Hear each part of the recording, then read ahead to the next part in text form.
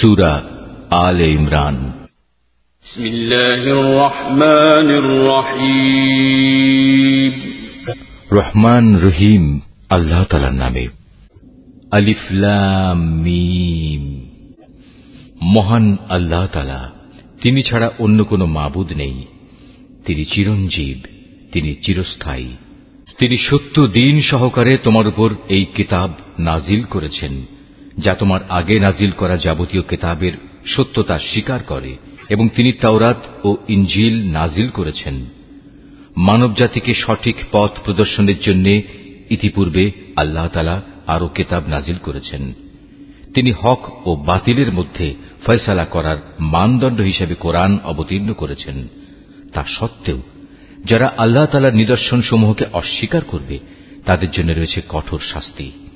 আল্লাহ তাআলা অসীম ক্ষমতার মালিক, তিনি চরম প্রতিশোধ গ্রহণকারীও বটে। তাআলার কাছে আকাশমালা ও ভূখণ্ডের কোন তথ্যই গোপন নেই। তিনি তো সেই মহান সত্তা, যিনি মায়ের পেটে থাকতেই তার ইচ্ছা মতো তোমাদের আকৃতি গঠন করেছেন। আসলেই আল্লাহ তাআলা ছাড়া দ্বিতীয় কোনো মাবুদ নেই। তিনি প্রচন্ড ক্ষমতাশালী এবং প্রবল প্রজ্ঞাময়। তিনি সেই মহান সত্তা। তিনি তোমার উপর এ কিতাব নাজিল করেছেন। এই কিতাবে দু ধরনের আয়াত রয়েছে। এর কিছু হচ্ছে সুস্পষ্ট দ্ব্যর্থহীন আয়াত, সেগুলি হচ্ছে কিতাবের মৌলিক অংশ। এছাড়া বাকি আয়াতগুলো হচ্ছে রূপক বর্ণনায় বর্ণিত মানুষের মাঝে, যাদের অন্তরে বক্রতা রয়েছে। তারা এগুলোকে কেন্দ্র করে নানা ধরনের ফিতনা ফাসাদ সৃষ্টি করা এবং আল্লাহর কিতাবের অপব্যাখ্যা করার উদ্দেশ্যে এসব রূপক আয়াত থেকে কিছু অংশের অনুসরণ করে। মূলত এসব রূপক বিষয়ের ব্যাখ্যা আল্লাহ তাআলা ছাড়া আর কেউ জানে না। এ কারণেই যাদের মধ্যে জ্ঞানের গভীরতা আছে, সেসব ব্যক্তি বলে, আমরা এর সবটুকুর উপর ঈমান এনেছি। এগুলো সবই তো আমাদের মালিকের পক্ষ থেকে আমাদের দেয়া হয়েছে।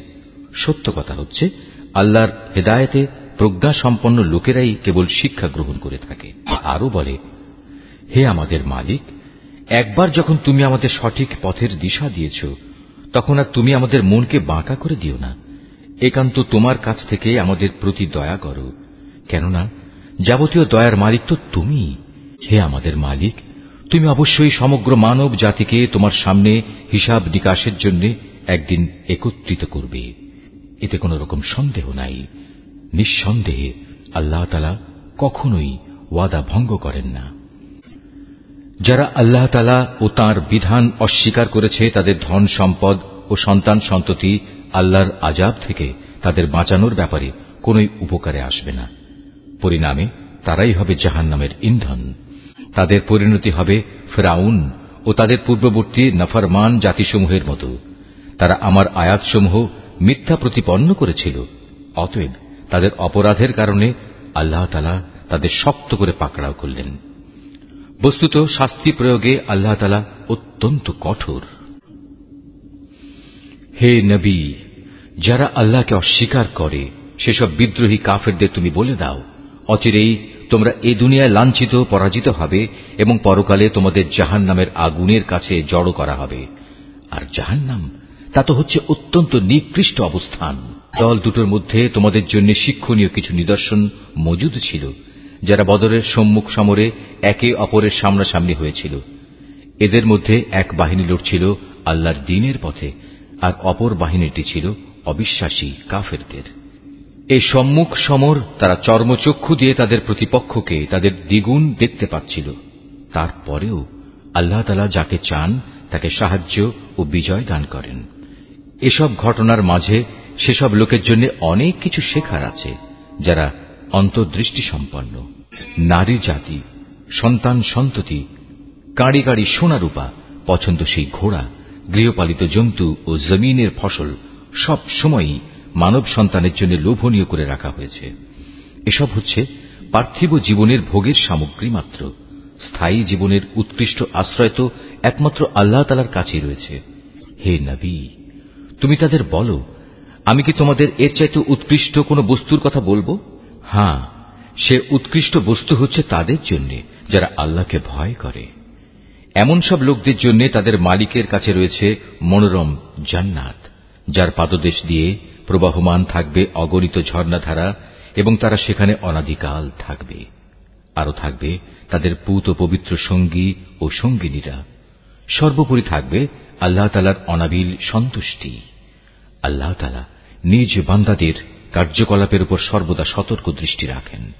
যারা বলে, হে আমাদের মালিক, আমরা অবশ্যই তোমার উপর ঈমান এনেছি, অতঃপর আমাদের যা গুনাহখাতা হয়ে যায় তা তুমি মাফ করে দাও এবং শেষ বিচারের দিন তুমি আমাদের জাহান্নামের আগুন থেকে বাঁচিয়ে দিও। এরা হচ্ছে ধৈর্যশীল এবং সত্যাশ্রয়ী। এরাই অনুগত এবং দানশীল। সর্বোপরি এরা হচ্ছে শেষ রাতে কিংবা উষা লগ্নে ক্ষমা প্রার্থনাকারী। আল্লাহ তাআলা স্বয়ং সাক্ষ্য দিচ্ছেন, তিনি ছাড়া অন্য কোনো মাবুদ নেই। ফেরেশতারা এবং জ্ঞানবান মানুষেরাও এই একই সাক্ষ্য দিচ্ছে। আল্লাহ তাআলাই একমাত্র ন্যায় ও ইনসাফ কার্যকর করেন। তিনি ছাড়া দ্বিতীয় কোনো মাবুদ নাই। তিনি পরাক্রমশালী, তিনি প্রজ্ঞাময়। নিঃসন্দেহে মানুষের জীবন বিধান হিসেবে আল্লাহ তাআলার কাছে ইসলামই একমাত্র গ্রহণযোগ্য ব্যবস্থা। যাদের আল্লাহর পক্ষ থেকে কিতাব দেওয়া হয়েছিল, তারা এই জীবন বিধান থেকে বিচ্যুত হয়ে নিজেরা একে অপরের প্রতি বিদ্বেষ ও হিংসার বশবর্তী হয়ে বিভিন্ন দলে উপদলে বিভক্ত হয়ে মতানৈক্যে লিপ্ত হয়ে পড়েছিল। তাও আবার তাদের কাছে আল্লাহর পক্ষ থেকে সঠিক জ্ঞান আসার পর যে ব্যক্তি আল্লাহর বিধান অস্বীকার করবে, তার জানা উচিত অবশ্যই আল্লাহ তাআলা দ্রুত হিসাব গ্রহণকারী। এসব মানুষ তোমার সাথে এ ব্যাপারে কোনরূপ বিতর্কে লিপ্ত হয়, তাহলে তুমি তাদের বলে দাও, আমি এবং আমার অনুসারীরা সবাই আল্লাহর কাছে আত্মসমর্পণ করে নিয়েছি। অতঃপর যাদের আল্লাহর পক্ষ থেকে কিতাব দেওয়া হয়েছে এবং যারা কোনো কিতাব না পেয়ে মূর্খ থেকে গেছে, তাদের সবাইকে জিজ্ঞাসা করো, তোমরা কি সবাই আল্লাহর কাছে আত্মসমর্পণ করেছ? হ্যাঁ, তারা যদি জীবনের সর্বক্ষেত্রে আল্লাহর আনুগত্য মেনে নেয়, তাহলে তারা তো সঠিক পথ পেয়েই গেল। কিন্তু তারা যদি ঈমান থেকে মুখ ফিরিয়ে নেয়, তাহলে মনে রেখো, তোমার দায়িত্ব হচ্ছে কেবল আমার কথা পৌঁছে দেয়া। আল্লাহ তাআলা বান্দাদের কর্মকাণ্ড পর্যবেক্ষণ করছেন।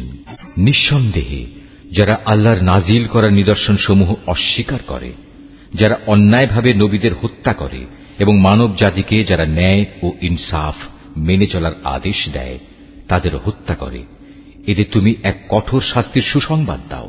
এদের অবস্থা হচ্ছে দুনিয়া আখিরাত উভয় স্থানেই এদের কর্ম ব্যর্থ নিষ্ফল হয়ে গেছে, আর এ কারণেই এদের কোথাও কোনো সাহায্যকারী থাকবে না। তুমি তাদের সম্পর্কে চিন্তা করে দেখেছ কি, যাদের আমার কিতাবের কিছু অংশ দেয়া হয়েছিল, অতঃপর তাদের যখন আল্লাহর কিতাবের সে অংশের দিকে ডাকা হল যা তাদের মধ্যকার অমীমাংসিত বিষয়সমূহের মীমাংসা করে দেবে, তখন তাদের একদল লোক এ হেদায়েত থেকে মুখ ফিরিয়ে নিল।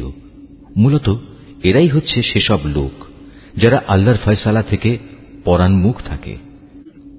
এটা এ কারণে যে এ নির্বোধ লোকেরা বলে, দোজখের আগুন আমাদের শরীর কখনো স্পর্শ করবে না, আর যদি একান্ত করেও তা হবে হাতে গোনা কয়েকটি দিনের ব্যাপার মাত্র। মূলত তাদের নিজেদের ধর্ম বিশ্বাসের মাঝে নিজেদের মন গড়া ধারণাই তাদের প্রতারিত করে রেখেছে। অতঃপর সেদিন অবস্থান কেমন হবে, যেদিন আমি সমগ্র মানব সন্তানকে একত্রিত করব, যেদিন সম্পর্কে কোনো দ্বিধা সন্দেহের অবকাশ নেই। সেদিন প্রত্যেক মানব সন্তানকেই তার নিজস্ব অর্জিত বিনিময় পুরোপুরি দিয়ে দেয়া হবে এবং সেদিন কারো উপর বিন্দুমাত্র জুলুম করা হবে না। হে নবী, তুমি বলো, হে রাজাধিরাজ মহান আল্লাহ, তুমি যাকে ইচ্ছা তাকে সাম্রাজ্য দান করো, আবার যার কাছ থেকে চাও তা কেড়েও নিয়ে যাও। যাকে ইচ্ছা তুমি সম্মানিত করো, যাকে ইচ্ছা তুমি অপমানিত করো। সব রকমের কল্যাণ তো তোমার হাতেই নিবদ্ধ। নিশ্চয়ই তুমি সবকিছুর উপর একক ক্ষমতাবান। তুমি রাতকে দিনের মাঝে শামিল করো, আবার দিনকে রাতের ভেতর শামিল করো। প্রাণহীন বস্তু থেকে তুমি যেমন প্রাণের আবির্ভাব ঘটাও, আবার প্রাণহীন অসাড় বস্তু বের করে আনো প্রাণ সর্বস্ব জীব থেকে, এবং যাকে ইচ্ছা তুমি বিনা হিসেবে রিজিক দান করো। ঈমানদার ব্যক্তিরা কখনো ঈমানদারদের বদলে অবিশ্বাসী কাফেরদের নিজেদের বন্ধু বানাবে না। যদি তোমাদের কেউ তা করে, তবে আল্লাহর সাথে তার কোনো সম্পর্কই থাকবে না। হ্যাঁ, তাদের কাছ থেকে কোনো আশঙ্কা থাকলে তোমরা নিজেদের বাঁচাতে গেলে ভিন্ন কথা। আল্লাহ তাআলা তো বরং তার নিজের ব্যাপারেই তোমাদের ভয় দেখাচ্ছেন বেশি, কারণ তোমাদের আল্লাহর কাছেই ফিরে যেতে হবে। নবী, তুমি বলো, তোমরা তোমাদের মনের ভেতর কিছু গোপন করে রাখো কিংবা তা সবার সামনে প্রকাশ করে দাও, তা আল্লাহ তাআলা ভালোভাবে অবগত হন। আসমান, জমিন ও এর আভ্যন্তরীণ সবকিছু তিনি জানেন। সর্বোপরি আল্লাহ তাআলা সৃষ্টি লোকের সবকিছুর উপর ক্ষমতাবান। তিনি সকল শক্তির আধার। যেদিন প্রত্যেকেই তার ভালো কাজ সামনে হাজির দেখতে পাবে, যে ব্যক্তির কৃতকর্ম খারাপ থাকবে সে সেদিন কামনা করতে থাকবে যে তার মধ্যে এবং বিচারের এই দিনটির মাঝে যদি দুস্তর একটা তফাৎ থাকত। আল্লাহ তাআলা তো তোমাদের তার ক্ষমতা ও শাস্তি থেকে ভয় দেখাচ্ছেন, কারণ আল্লাহ তাআলা তার বান্দাদের সাথে অত্যন্ত অনুগ্রহশীল। হে নবী, তুমি বলো, তোমরা যদি আল্লাহ তাআলাকে ভালোবাসো তাহলে আমার কথা মেনে চলো, তাহলে আল্লাহ তাআলাও তোমাদের ভালোবাসবেন এবং তিনি তোমাদের গুনাহ খাতা মাফ করে দেবেন। আল্লাহ তাআলা অত্যন্ত ক্ষমাশীল ও দয়াবান। তুমি আরো বলো, তোমরা আল্লাহ তাআলা ও তার রাসূলের কথা মেনে চলো। এই আহ্বান সত্ত্বেও তারা যদি এ থেকে মুখ ফিরিয়ে নেয়, তুমি জেনে রেখো আল্লাহ তাআলা কখনো কাফেরদের পছন্দ করেন না। সেই আল্লাহ তাআলা আদম, নূহ এবং ইব্রাহিমের বংশধর ও ইমরানের বংশধরদের সৃষ্টিকুলের উপর নেতৃত্ব করার জন্য বাছাই করে নিয়েছেন। নেতৃত্বে সমাসীন এদের সন্তানরা বংশানুক্রমে পরস্পর পরস্পরের বংশধর। আল্লাহ তাআলা সবার কথাবার্তা শুনতে পান এবং সব কথা তিনি জানেন। করো, যখন ইমরানের স্ত্রী বলল, হে আমার মালিক, আমার গর্ভে যে সন্তান আছে তাকে আমি স্বাধীনভাবে তোমার দ্বীনের কাজ করার জন্য উৎসর্গ করলাম। তুমি আমার পক্ষ থেকে এ সন্তানটিকে কবুল করে নাও। অবশ্যই তুমি সব কথা শোনো এবং সব বিষয় জানো। একসময় যখন ইমরানের স্ত্রী সেই সন্তান জন্ম দিল, তখন সে বলল, হে আমার মালিক, এ কি? আমি তো দেখছি একটি মেয়ে সন্তান জন্ম দিয়েছি। একটা মেয়েকে কিভাবে আমি তোমার পথে উৎসর্গ করব? আল্লাহ তাআলা তো ভালোভাবেই জানতেন ইমরানের স্ত্রী কোন ধরনের শিশু জন্ম দিয়েছে। আসলে আল্লাহ তাআলার কোন কোন কাজের জন্য ছেলে কিন্তু কখনো মেয়ের মতো হবে না। ইমরানের স্ত্রী বলল, আমি এই শিশুর নাম রাখলাম মারিয়াম, এবং আমি এই শিশু ও তার অনাগত সন্তানকে অভিশপ্ত শয়তানের অনিষ্ট থেকে রক্ষার জন্য তোমার কাছে আশ্রয় চাই। আল্লাহ তাআলা ইমরানের স্ত্রীর দোয়া কবুল করলেন এবং এই মেয়েটিকে অত্যন্ত আগ্রহ ভরেই গ্রহণ করে নিলেন এবং ধীরে ধীরে এই মেয়েটিকে তিনি ভালোভাবে গড়ে তুললেন। আর সেজন্যই আল্লাহ তাআলা তাকে জাকারিয়ার তত্ত্বাবধানে রেখে দিলেন। বড় হবার পর যখনই জাকারিয়া তার কাছে তার নিজস্ব ইবাদতের কক্ষে যেত, তখনই দেখতে পেত সেখানে কিছু খাবার মজুদ রয়েছে। খাবার দেখে জাকারিয়া জিজ্ঞেস করত, হে মারিয়াম, এসব খাবার তোমার কাছে কোত্থেকে আসে? মারিয়াম জবাব দিত, এসব আসে আমার মালিক আল্লাহর কাছ থেকে। আর অবশ্যই আল্লাহ তাআলা যাকে চান তাকে বিনা হিসেবে রিজিক দান করেন। সেখানে দাঁড়িয়েই জাকারিয়া তার মালিকের কাছে দোয়া করল, হে আমার মালিক, তুমি তোমার কাছ থেকে আমাকে তোমার অনুগ্রহের প্রতীক হিসেবে একটি নেক সন্তান দান করো। নিশ্চয়ই তুমি মানুষের ডাক শোনো। ফেরেশতারা তাকে ডাক দিল এমন এক সময়ে যখন সে ইবাদতের কক্ষে নামাজ আদায় করছিল। ফেরেশতারা বলল, হে জাকারিয়া, আল্লাহ তাআলা তোমার ডাক শুনেছেন। অবশ্যই আল্লাহ তাআলা তোমাকে ইয়াহিয়ার জন্ম সম্পর্কে সুসংবাদ দিচ্ছেন। তোমার সে সন্তান আল্লাহর পক্ষ থেকে তার বাণীর সত্যায়ন করবে। সে হবে সমাজের নেতা, সে হবে সচ্চরিত্রবান, সে হবে নবী, সর্বোপরি সে হবে সৎ কর্মশীল ব্যক্তিদের একজন। এই কথা শুনে জাকারিয়া বলল, হে আমার মালিক, আমার ঘরে ছেলে হবে কিভাবে? একে তো আমি নিজে বার্ধক্যে উপনীত হয়ে গেছি, তদুপরি আমার স্ত্রীও বন্ধা, সন্তান ধারণে সম্পূর্ণ অক্ষম। আল্লাহ তাআলা বললেন, হ্যাঁ, এভাবেই হয়। আল্লাহ তাআলা যা চান তাই তিনি করেন। জাকারিয়া নিবেদন করল, হে মালিক, তুমি আমার জন্য এর কিছু পূর্ব লক্ষণ ঠিক করে দাও। আল্লাহ তাআলা বললেন, হ্যাঁ, তোমার সে লক্ষণ হবে এই যে তুমি 3 দিন 3 রাত পর্যন্ত মানুষের সাথে ইশারা ইঙ্গিত ছাড়া কথাবার্তা বলবে না। এ অবস্থায় তুমি তোমার মালিককে বেশি বেশি স্মরণ করবে এবং সকাল সন্ধ্যায় তার পবিত্র নামসমূহের তসবিহ পাঠ করতে থাকবে। অতঃপর মরিয়ম বয়প্রাপ্ত হল। আল্লাহর ফেরেশতারা যখন বলল, হে মরিয়ম, আল্লাহ তাআলা নিঃসন্দেহে তোমাকে একটি বিশেষ কাজের জন্য বাছাই করেছেন এবং এজন্যে তোমাকে তিনি পবিত্র করেছেন এবং বিশ্বের নারীকুলের উপর তিনি তোমাকে সম্মানিত করেছেন। হে মরিয়ম, এর যোগ্য হওয়ার জন্য তুমি সর্বদা তোমার মালিকের অনুগত হও, তার কাছে আনুগত্যের মাথা নত করো, রুকুকারীদের সাথে তুমিও আল্লাহর সামনে রুকু করো। হে নবী, এ সবই ছিল তোমার জন্য অদৃশ্য লোকের সংবাদ।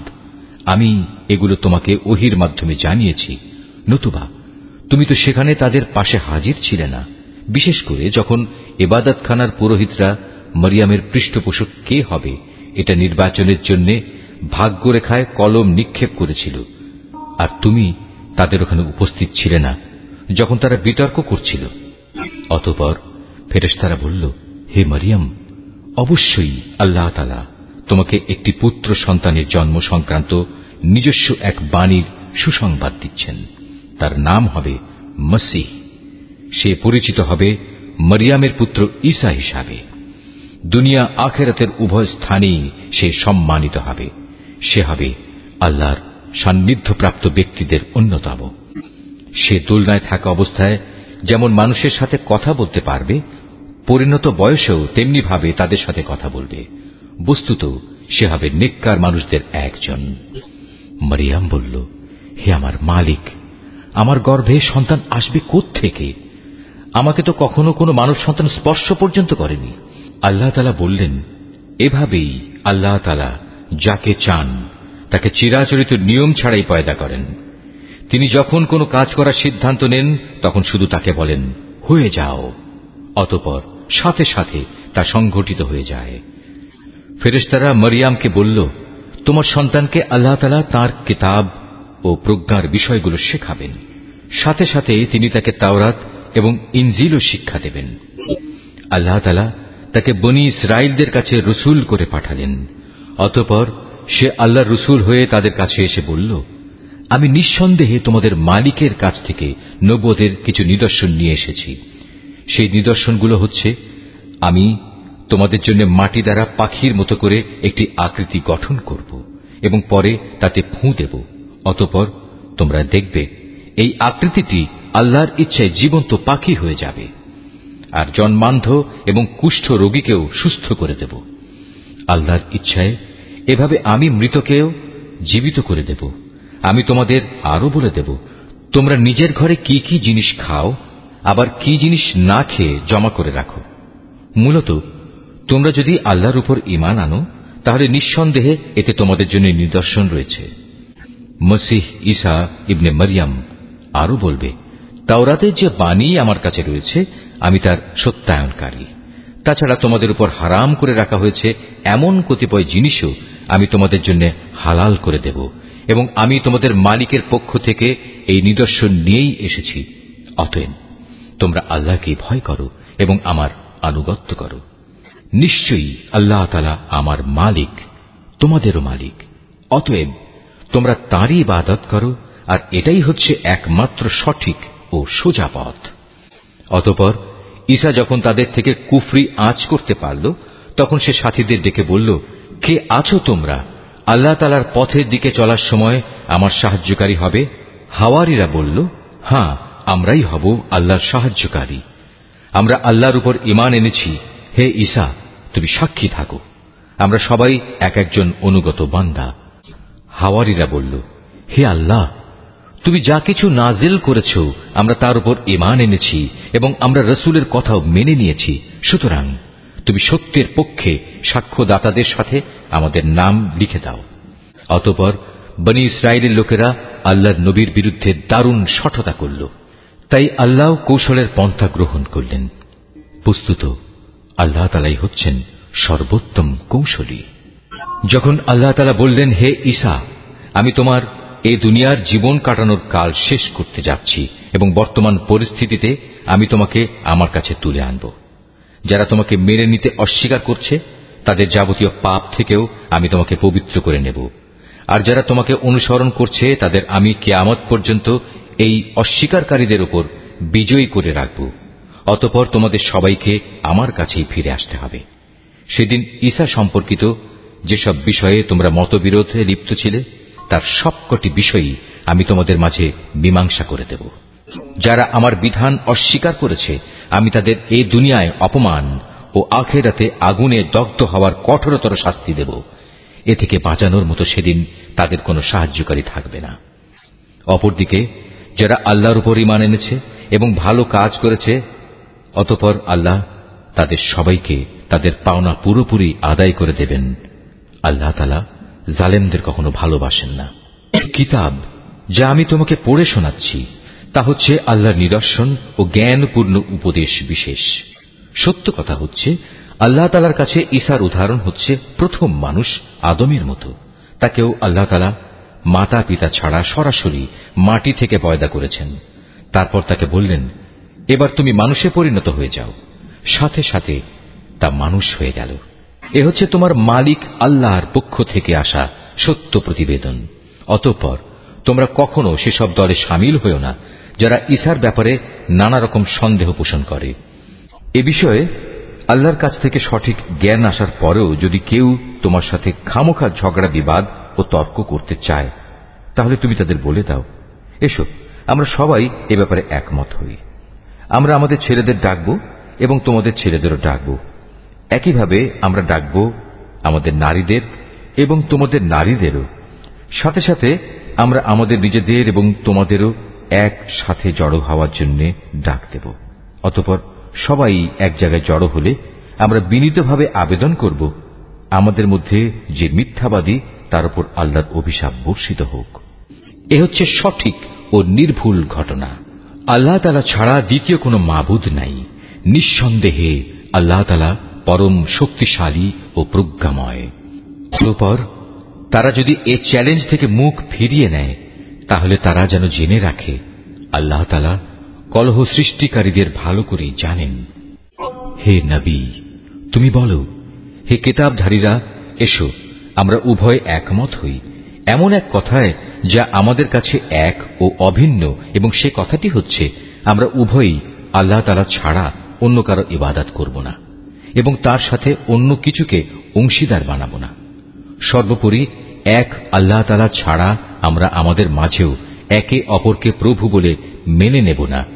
অতঃপর তারা যদি এ থেকে মুখ ফিরিয়ে নেয় তাহলে তাদের তুমি বলে দাও, তোমরা সাক্ষী থেকো, আমরা আল্লাহর সামনে আনুগত্যের মাথা নত করে দিয়েছি। তুমি আরো বলো, হে কিতাবধারীরা, তোমরা ইব্রাহিম সম্পর্কে আমাদের সাথে অযথা কেন তর্ক করো, অথচ তোমরা জানো তাওরাত ও ইনজিল তার অনেক পরে নাজিল করা হয়েছে। তোমরা কি একথা বুঝতে পারছ না? হ্যাঁ, এর কয়েকটি বিষয়ে তোমাদের হয়তো কিছু কিছু জানাশোনা ছিল এবং সে বিষয়ে তো তোমরা তর্ক বিতর্কও করলে, কিন্তু যেসব বিষয়ে তোমাদের কোনো জ্ঞানই নেই সেসব বিষয়ে তোমরা বিতর্কে লিপ্ত হচ্ছ কেন? আল্লাহ তাআলা তো সবকিছু জানেন, তোমরা কিছুই জানো না। এই ঘটনা হচ্ছে ইব্রাহিম না ছিল ইহুদি না ছিল খ্রিস্টান, বরং সে ছিল একজন একনিষ্ঠ মুসলিম। সে কখনো মুশরিকদের দলভুক্ত ছিল না। মানুষদের ভেতর ইব্রাহিমের সাথে ঘনিষ্ঠতম সম্পর্কের বেশি অধিকার তো আছে সেসব লোকের যারা তার অনুসরণ করেছে। এ নবী ও তার উপর ঈমান আনয়নকারী হচ্ছে ইব্রাহিমের ঘনিষ্ঠতম ব্যক্তি। মূলত আল্লাহ তাআলা একমাত্র তাদেরই সাহায্যকারী পৃষ্ঠপোষক যারা তার উপর ঈমান আনে। এ কিতাবধারীদের একটি দল বিভ্রান্তি সৃষ্টি করে তোমাদের কোনো না কোনোভাবে পথভ্রষ্ট করে দিতে চায়, যদিও তাদের এ বোধটুকু নেই যে তাদের এসব কর্মপন্থা তাদের নিজেদের ছাড়া অন্য কোনো ব্যক্তিকেই পথভ্রষ্ট করতে পারবে না। এই কিতাবধারীরা, তোমরা জেনে বুঝে কেন আল্লাহর আয়াত ও তাঁর বিধান অস্বীকার করছ, অথচ এই ঘটনাসমূহের সত্যতার সাক্ষ্য তো তোমরা নিজেরাই বহন করছ। হে কিতাবধারীরা, কেন তোমরা হককে বাতিলের সাথে মিশিয়ে দিচ্ছ? এতে করে তোমরা তো সত্যকেই গোপন করে দিচ্ছ, অথচ এটা যে সত্যের একান্ত পরিপন্থী তা তোমরা ভালো করেই জানো। আহলে কিতাবদের মধ্যে থেকে একদল নির্বোধ তাদের নিজেদের লোকদের বলে, মুসলমানদের উপর যা কিছু অবতীর্ণ হয়েছে তোমরা সকালবেলায় তার উপর ঈমান আনো এবং বিকেলবেলায় গিয়ে তা অস্বীকার করো। এর ফলে তারা সম্ভবত ঈমান থেকে ফিরে আসবে। যারা তোমাদের জীবন বিধানের অনুসরণ করে এমন সব লোকজন ছাড়া অন্য কারো কথাই তোমরা মেনে নিও না। হে নবী, তুমি বলে দাও, একমাত্র হেদায়েত হচ্ছে আল্লাহর হেদায়েত। তোমরা একথা মনে করো না যে তোমাদের যে ধরনের ব্যবস্থা দেওয়া হয়েছে তেমন ধরনের কিছু অন্য কাউকেও দেওয়া হবে এবং সে সূত্র ধরে অন্য লোকেরা তোমাদের মালিকের দরবারে তোমাদের বিরুদ্ধে কোন রকম যুক্তিতর্ক খাড়া করবে। হে নবী, তুমি তাদের বলে দাও, হেদায়েতের এ অনুগ্রহ তো আল্লাহর হাতেই। তিনি যাকে ইচ্ছা তাকেই তা দান করেন। আল্লাহ তাআলা বিশাল প্রজ্ঞা সম্পন্ন। দয়া দিয়ে তিনি যাকে ইচ্ছা তাকে হিদায়াতের জন্য খাস করে নেন। বস্তুত আল্লাহ তাআলা হচ্ছেন অসীম দয়া ও অনুগ্রহের মালিক। কিতাবদের মধ্যে এমন লোকও আছে, তুমি যদি তাদের কাছে ধন সম্পদের এক স্তূপও আমানত রাখো, তারা চাওয়া মাত্রই তা তোমাকে ফেরত দেবে। আবার এদের মধ্যে এমন কিছু লোকও আছে যাদের কাছে যদি একটি দিনারও তুমি রাখো, তারা তা তোমাকে ফিরিয়ে দেবে না। হ্যাঁ, যদি এজন্যে তোমরা তাদের উপর চেপে বসতে পারো তাহলে সেটা ভিন্ন। এটা এই কারণে যে এরা বলে, এই অইহুদি অশিক্ষিত লোকদের ব্যাপারে আমাদের উপর কোনো বাধ্যবাধকতা নেই। এভাবেই এরা বুঝে শুনে আল্লাহর উপর মিথ্যা কথা বলে। অবশ্য যে ব্যক্তি আল্লাহর সাথে সম্পাদিত প্রতিশ্রুতি রক্ষা করে চলে, অতঃপর সে ব্যাপারে সাবধানতা অবলম্বন করে, তাদের জন্য সুখবর হচ্ছে আল্লাহ তাআলা সাবধানী লোকদের খুব ভালোবাসেন। যারা নিজেদের আল্লাহর সাথে সম্পাদিত প্রতিশ্রুতি ও শপথসমূহ সামান্য বৈষয়িক মূল্যে বিক্রি করে দেয়, পরকালে তাদের জন্য আল্লাহর পুরস্কারের কোনো অংশই থাকবে না। সেদিন এদের সাথে আল্লাহ তাআলা কোনো কথাবার্তা বলবেন না। এমনকি সেদিন আল্লাহ তাআলা তাদের দিকে তাকিয়েও দেখবেন না এবং আল্লাহ তাআলা তাদের পাক পবিত্রও করবেন না। সত্যি এদের জন্য রয়েছে কঠোর পীড়াদায়ক আযাব। এদের মধ্যে এমন কিছু লোকও আছে যারা কিতাবের কোনো অংশ যখন পড়ে তখন নিজেদের জিহ্বাকে এমনভাবে এদিক সেদিক করে নেয় যাতে তোমরা মনে করতে পারো যে সে সত্যিই বুঝিতে কিতাবের কোনো অংশ, কিন্তু তা কিতাবের কোনো অংশই নয়। তারা আরো বলে এটা আল্লাহর কাছ থেকেই এসেছে, কিন্তু আসলে তা আল্লাহর কাছ থেকে আসা কিছু নয়। এরা জেনে শুনে আল্লাহর উপর মিথ্যা কথা বলে চলেছে। কোন মানব সন্তানের পক্ষেই এটা সম্ভব নয় যে আল্লাহ তাআলা তাকে তার কিতাব, প্রজ্ঞা ও নবুয়ত দান করবেন। অতঃপর সে লোকদের ডেকে বলবে, তোমরা আল্লাহকে ছেড়ে এখন সবাই আমার বান্দা হয়ে যাও। বরং সে তো নবুয়ত প্রাপ্তির পর একথাই বলবে, তোমরা সবাই তোমাদের মালিকের বান্দা হয়ে যাও। এটা এই কারণে যে তোমরাই মানুষদের এই কিতাব শেখাচ্ছিলে এবং তোমরা নিজেরাও তাই অধ্যয়ন করছিলে। আল্লাহর ফেরেশতা ও তার নবীদের প্রতিপালক রূপে স্বীকার করে নিতে এ ব্যক্তি তোমাদের কখনো আদেশ দেবে না। একবার আল্লাহর অনুগত মুসলমান হবার পর সে কিভাবে তোমাদের পুনরায় কুফরির আদেশ দিতে পারে? আল্লাহ তাআলা যখন তার নবীদের কাছ থেকে প্রতিশ্রুতি নিয়েছিলেন তখন তিনি বলেছিলেন, এ হচ্ছে কিতাব ও তার ব্যবহারিক জ্ঞান কৌশল যা আমি তোমাদের দান করলাম। অতঃপর তোমাদের কাছে যখন আমার কোন রসূল আসবে যে তোমাদের কাছে রক্ষিত আগের কিতাবের সত্যায়ন করবে, তখন তোমরা অবশ্যই তার আনিত বিধানের উপর ঈমান আনবে এবং তাকে সাহায্য করবে।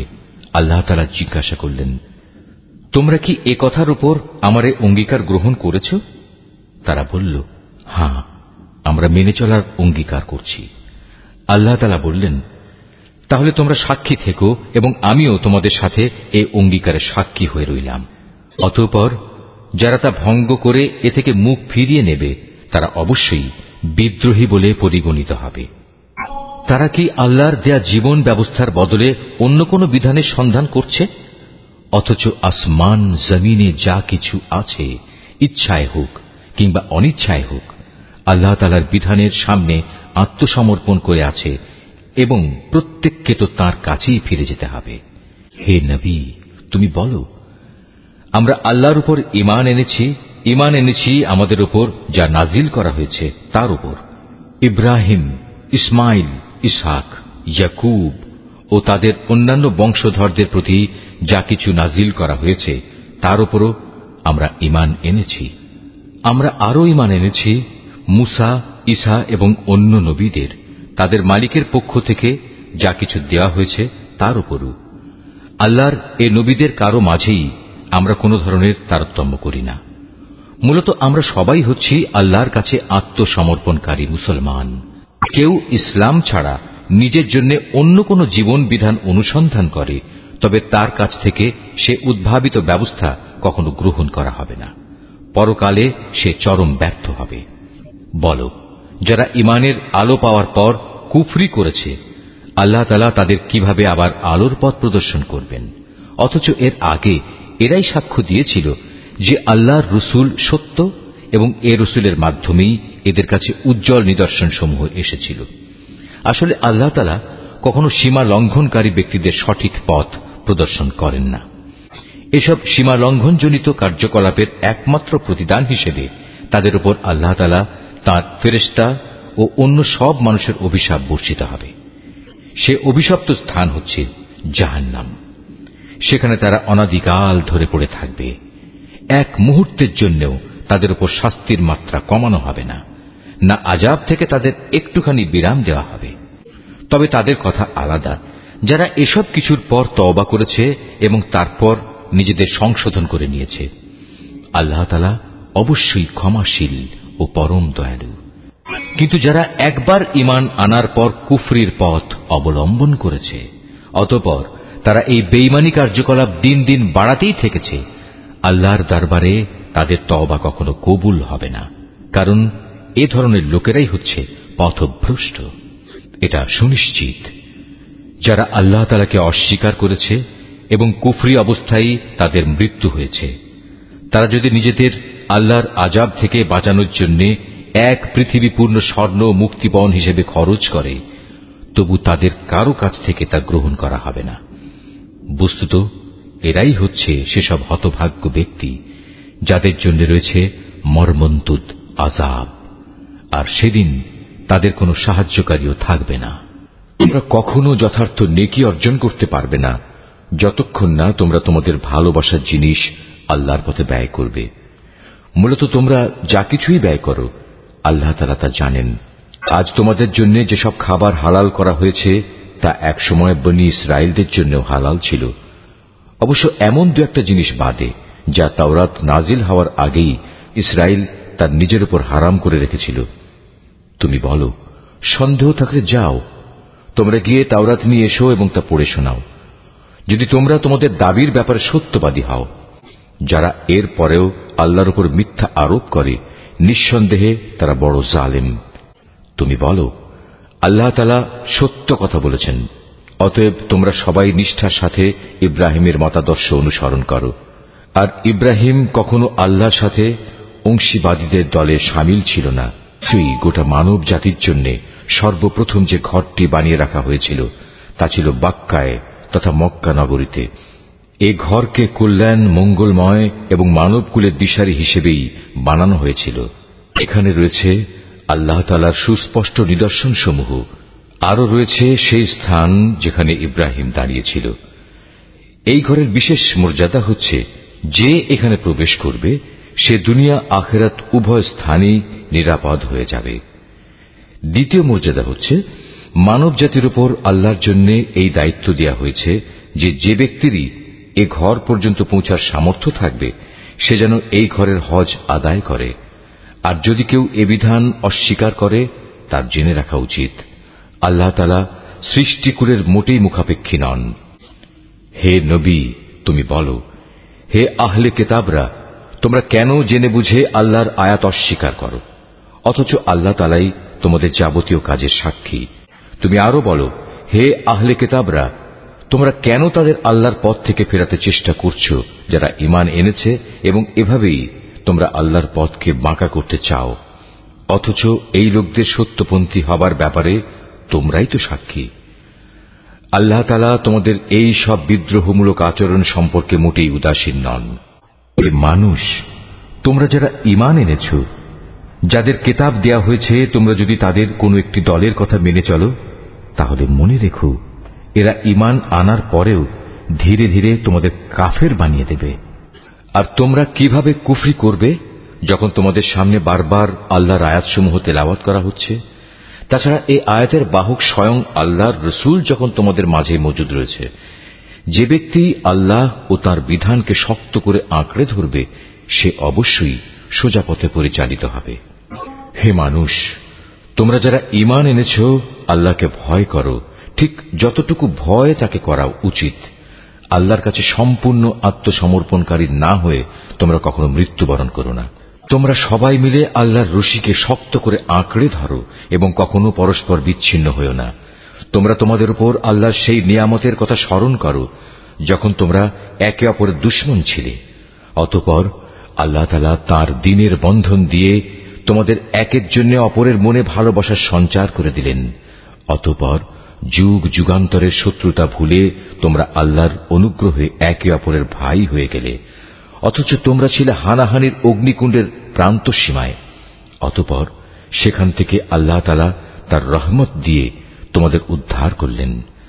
আল্লাহ তাআলা এভাবেই তার নিদর্শনসমূহ তোমাদের কাছে স্পষ্ট করে বর্ণনা করেন, যাতে করে তোমরা সঠিক পথের সন্ধান পেতে পারো। তোমাদের মধ্য থেকে এমন একটি দল থাকা উচিত যারা মানুষকে কল্যাণের দিকে ডাকবে, সত্য ও ন্যায়ের আদেশ দেবে, আর অসত্য ও অন্যায় কাজ থেকে তাদের বিরত রাখবে। অতঃপর যারা এই দলে শামিল হবে, সত্যিকার অর্থে তারাই সাফল্যমণ্ডিত হবে। তোমরা কখনো তাদের মতো হয়ো না যাদের কাছে আল্লাহর পক্ষ থেকে সুস্পষ্ট নিদর্শন আসার পরেও তারা বিভিন্ন দলে উপদলে বিভক্ত হয়ে পড়েছে এবং নিজেদের মধ্যে নানা ধরনের মতানৈক্য সৃষ্টি করেছে। তাদের জন্য কঠোর শাস্তি রয়েছে। সে কিয়ামতের দিন নিজেদের নেক আমল দেখে কিছু সংখ্যক চেহারা শুভ্র সমুজ্জ্বল হয়ে যাবে, আবার কিছু সংখ্যক মানুষের চেহারা ব্যর্থতার নথিপত্র দেখার পর কালো ও বিশ্রী হয়ে পড়বে।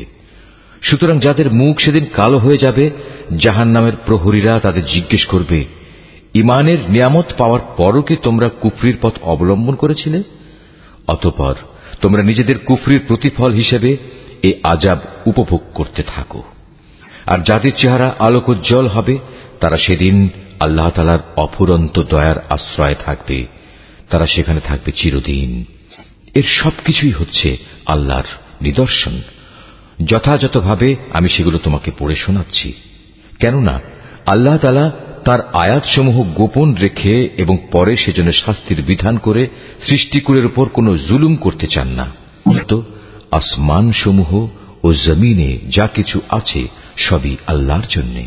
সবকিছুকে একদিন আল্লাহর দিকে ফিরিয়ে দেয়া হবে। তোমরাই হচ্ছে দুনিয়ার সর্বোত্তম জাতি। সমগ্র মানব জাতির কল্যাণের জন্যই তোমাদের উত্থান। তোমাদের দায়িত্ব হচ্ছে তোমরা দুনিয়ার মানুষদের সৎ কাজের আদেশ দেবে এবং অসৎ কাজ থেকে বিরত রাখবে। আর তোমরা নিজেরাও আল্লাহর উপর পুরোপুরি ঈমান আনবে। আহলে কিতাবরা যদি সত্যি সত্যি ঈমান আনত, তাহলে এটা তাদের জন্য কতই না ভালো হতো। তাদের মধ্যে কিছু কিছু ঈমানদার ব্যক্তিও রয়েছে, তবে তাদের অধিকাংশই হচ্ছে সত্যত্যাগী লোক। সামান্য কিছু দুঃখ কষ্ট দেয়া ছাড়া তারা তোমাদের কখনো কোনো ক্ষতি করতে পারবে না।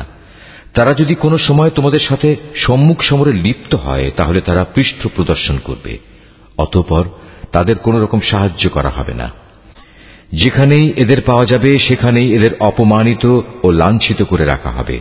তবে আল্লাহ তাআলার নিজের প্রতিশ্রুতি ও মানুষের প্রতিশ্রুতির মাধ্যমে কিছুটা নিরাপত্তা পাওয়া গেলে সেটা ভিন্ন।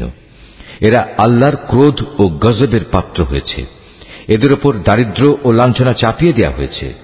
এর কারণ ছিল এরা আল্লাহ তাআলা ও তাঁর বিধানকে অস্বীকার করেছে। আল্লাহর নবীদের এরা অন্যায়ভাবে হত্যা করেছে। মূলত এ হচ্ছে তাদের বিদ্রোহ ও সীমা লঙ্ঘনের ফল। তারা আহলে কিতাবরা আবার সবাই একরকম নয়। তাদের মধ্যে এমন কিছু লোক আছে যারা সত্য ও ন্যায়ের উপর অবিচল হয়ে দাঁড়িয়ে আছে, যারা সারা রাত আল্লাহর কিতাব পাঠ করে এবং নামাজ পড়ে।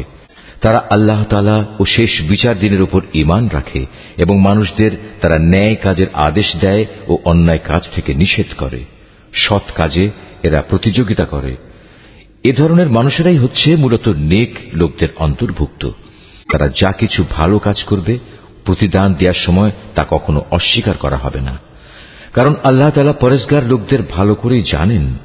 একথা সুনিশ্চিত, যারা আল্লাহ তাআলাকে অস্বীকার করে তাদের ধন সম্পদ সন্তান সন্ততি আল্লাহ তাআলার মোকাবেলায় তাদের কোনোই উপকারে আসবে না, বরং তারা হবে নিশ্চিত জাহান্নামের অধিবাসী। সেখানে অনন্তকাল তারা পড়ে থাকবে। এ ধরনের লোকেরা এ দুনিয়ার জীবনে যা খরচ করে তার উদাহরণ হচ্ছে যারা নিজেদের উপর অবিচার করেছে সেই দলের শস্যক্ষেত্রের উপর দিয়ে প্রবাহমান হিম শীতল তীব্র বাতাসের মতো, যা তাদের শস্যক্ষেত্র বরবাদ করে দিয়ে গেল। মূলত আল্লাহ তাআলা তাদের উপর কোনই অবিচার করেননি, বরং কুফরির পন্থা অবলম্বন করে এরা নিজেরাই নিজেদের উপর জুলুম করেছে। হে ঈমানদার ব্যক্তিরা, তোমরা কখনো নিজেদের দলভুক্ত লোকজন ছাড়া অন্য কাউকে নিজেদের অন্তরঙ্গ বন্ধু হিসেবে গ্রহণ করো না, কেননা এরা তোমাদের অনিষ্ট সাধনের কোনো পথই অনুসরণ করতে দ্বিধা করবে না। তারা তো তোমাদের ক্ষতি ও ধ্বংসই কামনা করে। তাদের জঘন্য প্রতিহিংসা ও বিদ্বেষ তাদের মুখ থেকেই এখন প্রকাশ পেতে শুরু করেছে। অবশ্য তাদের অন্তরে লুকানো হিংসা ও বিদ্বেষ বাইরের অবস্থার চাইতে মারাত্মক। আমি সব ধরনের নিদর্শনই তোমাদের সামনে খোলাখুলি বলে দিচ্ছি। তোমাদের যদি সত্যি জ্ঞান বুদ্ধি থাকে তাহলে তোমরা এ সম্পর্কে সতর্ক হতে পারবে। এরা হচ্ছে সেসব মানুষ যাদের তোমরা ভালোবাসো, কিন্তু তারা তোমাদের মোটেই ভালোবাসে না।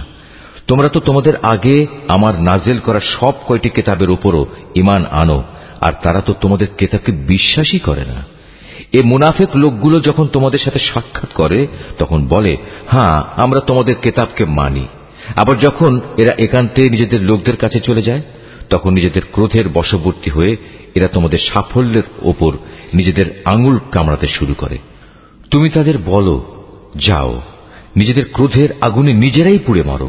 অবশ্যই আল্লাহ তাআলা এ মুনাফিকদের মনের ভেতর লুকিয়ে থাকা যাবতীয় চক্রান্তমূলক বিষয় সম্পর্কে সম্যক অবগত আছেন।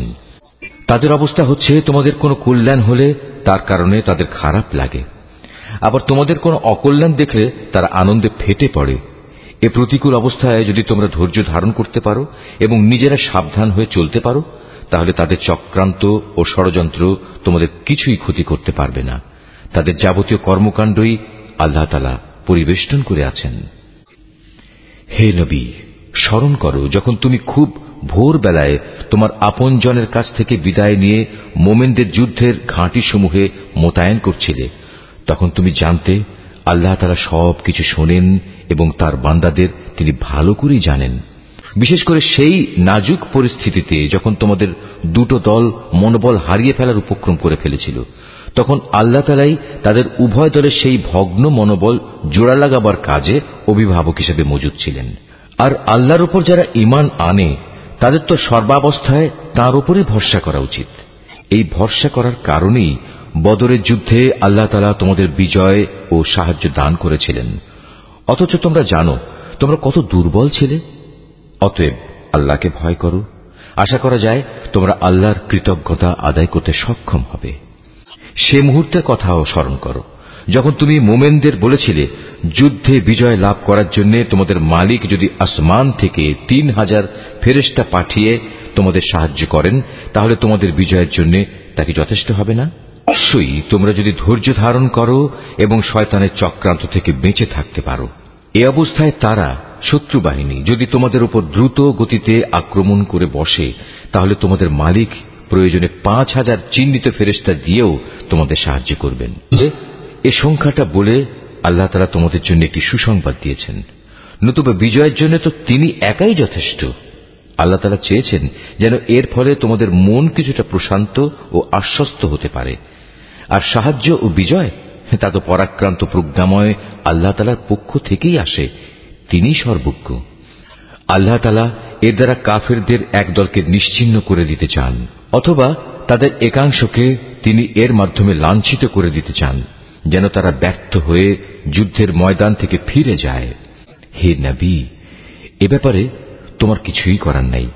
আল্লাহ তাআলা চাইলে তাদের উপর দয়া পরবশ হবেন কিংবা চাইলে তাদের কঠোর শাস্তি দেবেন, কেননা এরা ছিল স্পষ্টত জালেম। আসমানসমূহ ও জমিনে যা কিছু আছে তার সব হচ্ছে আল্লাহ তাআলার। তিনি যাকে ইচ্ছা ক্ষমা করে দেবেন, যাকে ইচ্ছা শাস্তি দেবেন। আল্লাহ তাআলা অত্যন্ত ক্ষমাশীল ও পরম দয়ালু। মানুষ, তোমরা যারা ইসলামকে একটি পূর্ণাঙ্গ বিধান হিসেবে বিশ্বাস করেছ, চক্রবৃদ্ধি হারে সুদ খেও না এবং তোমরা আল্লাহ তাআলাকে ভয় করো। আশা করা যায় তোমরা কল্যাণ লাভ করতে পারবে। জাহান্নামের আগুনকে তোমরা ভয় করো, যা তৈরি করে রাখা হয়েছে তাদের জন্য যারা একে অস্বীকার করেছে। তোমরা আল্লাহ তাআলা ও তাঁর রসূলের কথা মেনে চলো। আশা করা যায় তোমাদের উপর দয়া করা হবে। তোমরা তোমাদের মালিকের পক্ষ থেকে ক্ষমা পাওয়ার কাজে প্রতিযোগিতা করো, আর সেই জান্নাতের জন্যও প্রতিযোগিতা করো যার প্রশস্ততা আকাশ ও পৃথিবী সমান। আর এই বিশাল জান্নাত প্রস্তুত করে রাখা হয়েছে সেসব ভাগ্যবান লোকদের জন্য যারা আল্লাহকে ভয় করে, সচ্ছল হোক কিংবা অসচ্ছল, সর্বাবস্থায় যারা আল্লাহর পথে নিজেদের ধন সম্পদ ব্যয় করে, যারা নিজেদের ক্রোধ সংবরণ করে এবং মানুষের অপরাধসমূহ যারা ক্ষমা করে দেয়। আসলে ভালো মানুষদের আল্লাহ তাআলা হামেশাই ভালোবাসেন। ভালো মানুষ হচ্ছে তারা যারা কখনো কোনো অশ্লীল কাজ করে ফেললে কিংবা এর দ্বারা নিজেদের উপর নিজেরা জুলুম করে বসলে সাথে সাথেই আল্লাহকে স্মরণ করে এবং গুনাহের জন্য আল্লাহর ক্ষমা প্রার্থনা করে। কেননা আল্লাহ তাআলা ছাড়া আর কে আছে যে তাদের গুনাহ মাফ করে দিতে পারে?